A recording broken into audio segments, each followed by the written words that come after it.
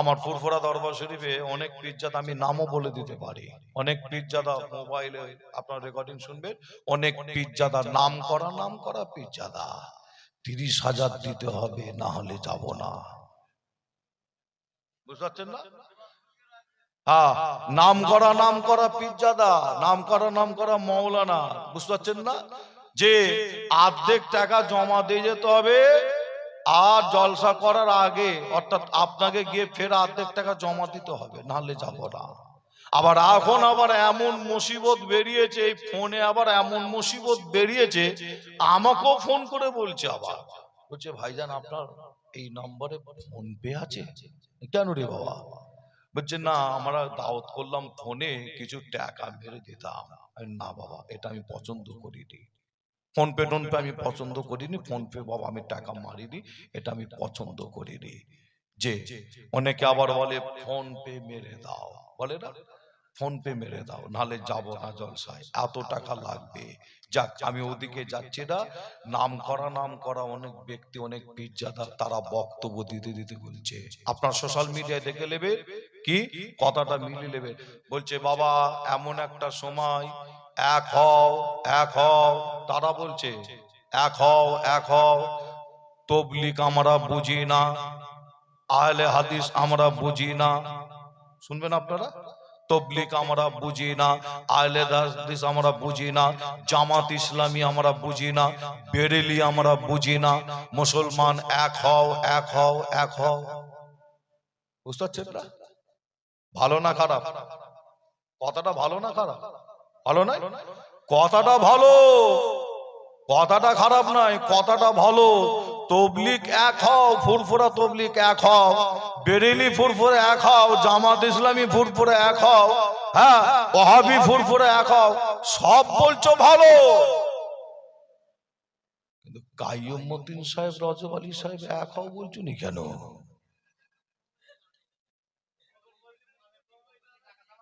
বুঝতে পারছেন না? হ্যাঁ, কাইয়ুমউদ্দিন সাহেব, রজব আলী সাহেব এক হও বলছো নি কেন? তোমার কাছে আমার প্রশ্ন, সমাজের প্রশ্ন, ঠিক না বল? সমাজের প্রশ্ন।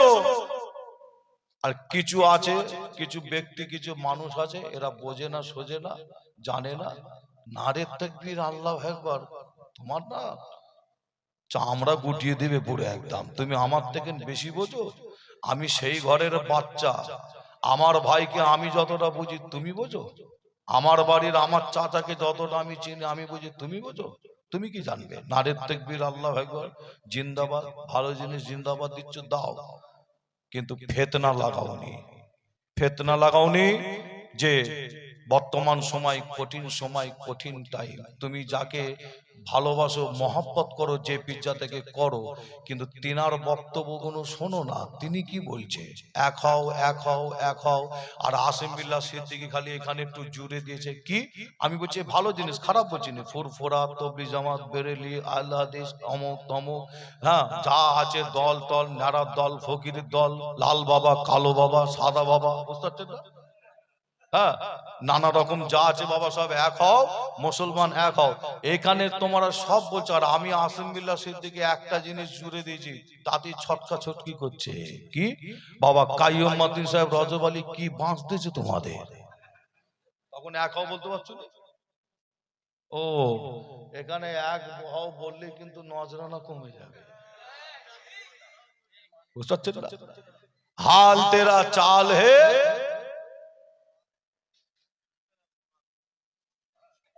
কি হাল তেরা চাল হে, খুব সাবধান। আসিম বিল্লাহ সিদ্দিকী আপনারা নিশ্চয়ই শুনেছেন, জঙ্গলমহল ঘোরা হুজুর, আমি নিশ্চয়ই শুনেছেন, যে আল্লাহ করে সারা পশ্চিম বাংলা, ভারতবর্ষের বিভিন্ন সিটিতে জলসায় যায়। এখন আর জলসা নিচ্ছি না, দিল্লি জলসা করেছি, বোম্বাই চিতা ক্যাম্প জলসা করেছি, দিল্লি করলবাগ জলসা করেছি, নাম বলে দিচ্ছি, হায়দ্রাবাদ চারমিনারের ওখানে করেছি, সেকেন্দ্রাবাদ কারখানায় জলসা করেছি, কারখানা বলে একটা জায়গা আছে, বুঝতে পারছেন না? যে রায়পুর বিলাসপুর জলসা করেছি, আবার এইদিকে রাহুল কেল্লা ওখানে জলসা করেছি, উড়িষ্যা ওখানে জলসা করেছি, ভুবনেশ্বর ওখানে করেছি, আবার ভুবনেশ্বর থেকে 90 কিলোমিটার দূরে টাঙ্গি বাবার মাজার বলে একটা মাজার আছে, ওখানেও গিয়ে জলসা করেছি। অনেক বাইরে সিটিতে আল্লাহ করে জলসা করেছি, আল্লাহ নিয়ে গেছে যে। তবে এখন কিন্তু আর সেইভাবে জলসা ওদিকে আর সেইভাবে দিচ্ছি না, কারণ হচ্ছে ফাল্গুন মাসে বলছে ভাইজান দিল্লিতে একটা জলসা হবে, যাওয়া যায় কি? পরস্পর সব জলসা নিয়ে আছে কি, নেওয়া যায় কি?